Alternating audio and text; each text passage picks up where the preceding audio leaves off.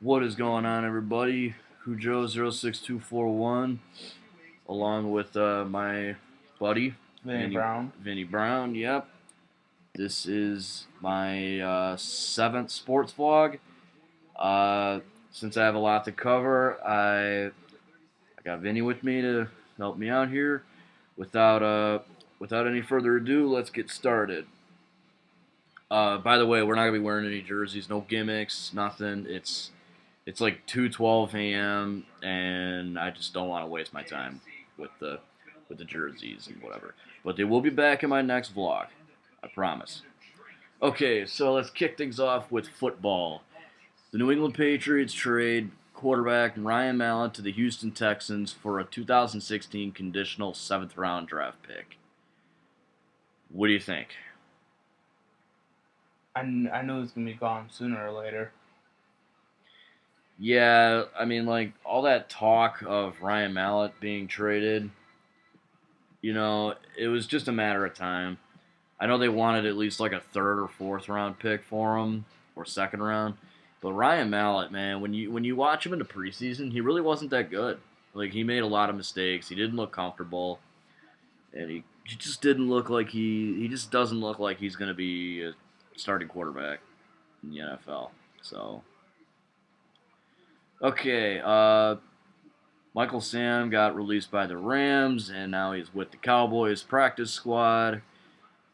ESPN talks about Michael Sam so much. I'm pretty sure everybody knew that. So I guess maybe it's just an honorable mention. We're not even really going to touch upon that because, Michael Sam, if you want to know anything about him, just watch ESPN. They're constantly talking about him, and it's actually getting annoying. Okay, 49ers Ray McDonald was arrested on domestic violence charges. Jim Harbaugh said that he will play in the first game of the season. Here's the problem: the NFL they put that rule in where on your first charge you get a 6-game suspension. On your second, you get a lifetime. Now this is his first, so by NFL rules there is no way in hell this guy should be playing in the opening in the 49ers opener against Dallas. There's just Shouldn't be playing. no. No, not at all. And I don't think you will.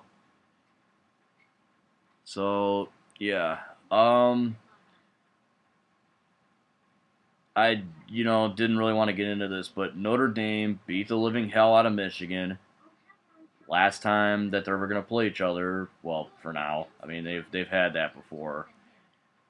What are your thoughts on Play it? like shit, deserve to lose like shit. Yeah, they really didn't play that well. Devin Gardner looked absolutely awful. Morris should be the starter. Who? Shane Morris. Shane Morris. Should be Yeah, the starter. you know what? I think they need to look into that.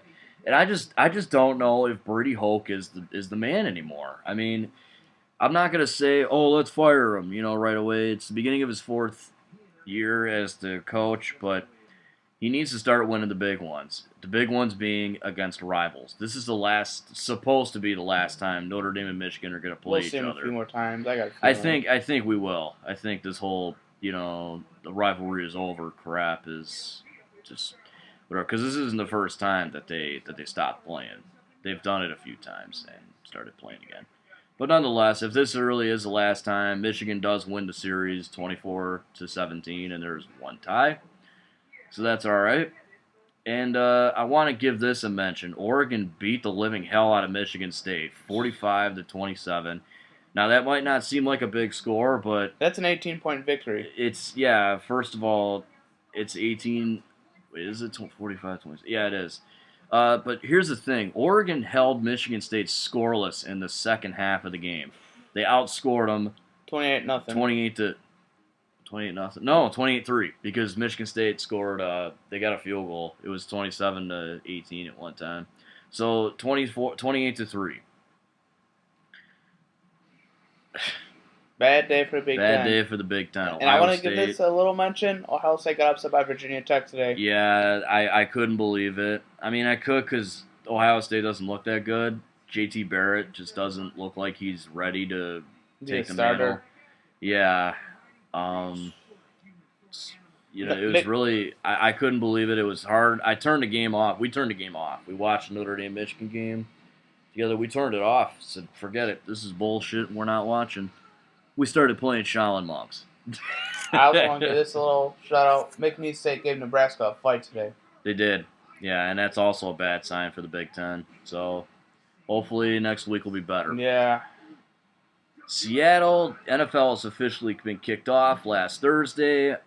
Seattle completely demolished Green Bay. Looking like repeat. I wouldn't say like repeat because it is just a first game, but I mean Aaron Rodgers didn't look good. He didn't even throw by Richard Sherman at all. Never targeted him. I mean you're not targeting the cornerback, but anybody that Richard Sherman was covering, he did not throw the ball to him.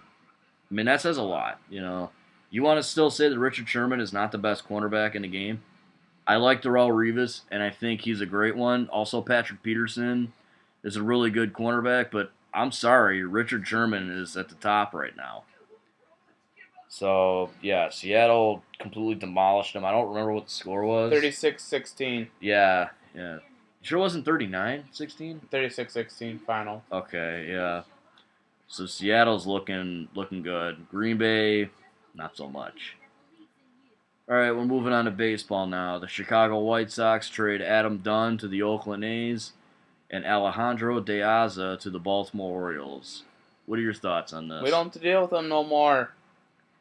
We don't really play the White Sox that much from this point on, do we?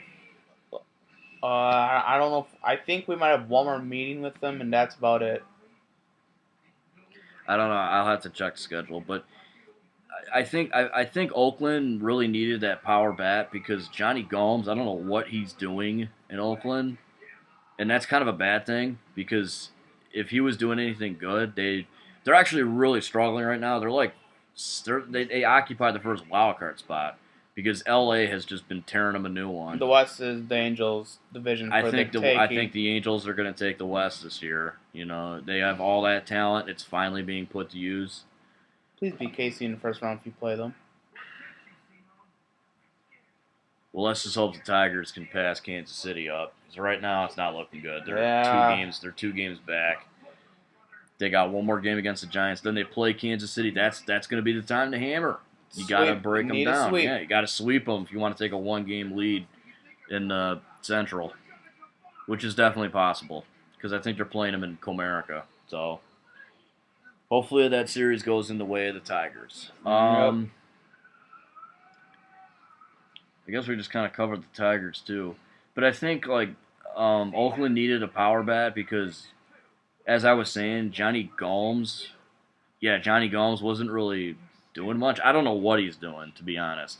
But I know they lost Yoenis Cespedes, and that's hurting their team. Yoenis Cespedes was a huge member of that team. And, getting Adam Dunn, he's not the greatest hitter, and he's probably going to retire at the end of the season. So you only have him for this one. You better hope something comes of it. Because Adam Dunn, I'm pretty sure, has announced his retirement. If not, he's more than likely. I will say this, 34, that's young, actually, to retire.